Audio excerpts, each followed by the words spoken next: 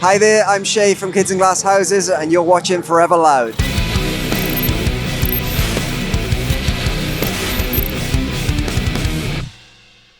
No, we actually played it, I think, either 12 or 14 years ago.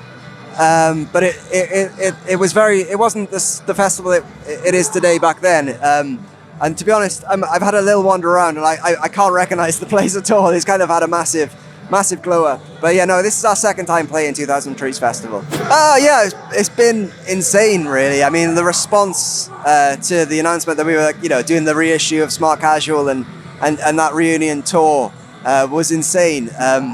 Yeah, it kind of blew us all away and took us massively by surprise. And the shows were actually like the best shows we ever played as a band, hands down. They were just so much fun. And I think, that led on to us deciding to, get in a room together and write some songs, which led to us getting into a studio together and recording those songs. And now we're here at 2000 Trees Festival promoting those songs. So it's been a pretty cool year for Kids in Glass Houses. And yeah, everything's feeling really good. Oh, so much fun. I mean, it's why we're doing this, really. It's kind of like, the guys are my best friends in the whole world. And the thing I missed most when we decided to call it a day was the fact that, going from living in each other's pockets and seeing each other pretty much every day to just not doing that anymore. And I think, so it's just so nice to kind of have a sort of purpose and a reason to kind of spend time together, really, and make each other laugh. It's so cool, man.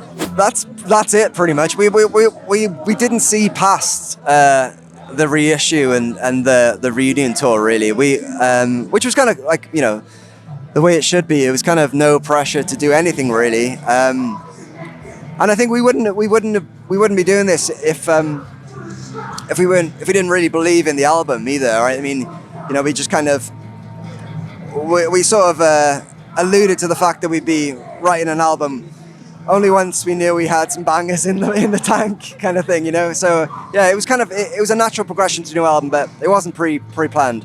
Interestingly, I think Ali started writing Pink Flamingo 10 years ago.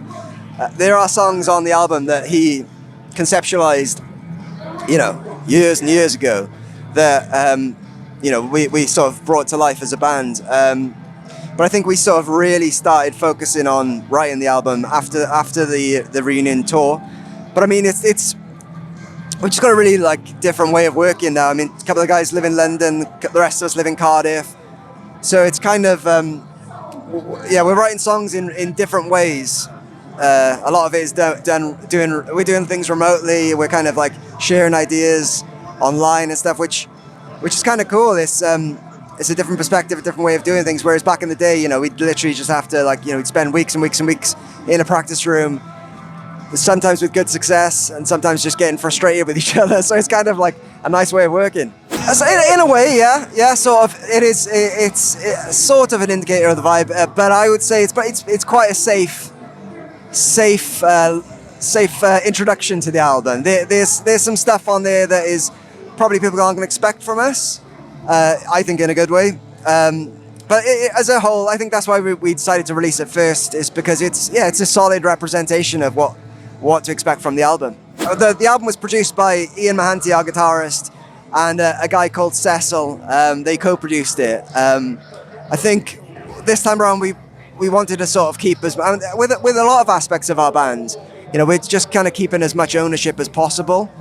We've learned so much in the last 10 years about all aspects of being in a band, so we've got a lot more skills and a lot more strings to our bow collectively, so we kind of just I would say it's closer to a self-produced album, because obviously Mahanti was leading things.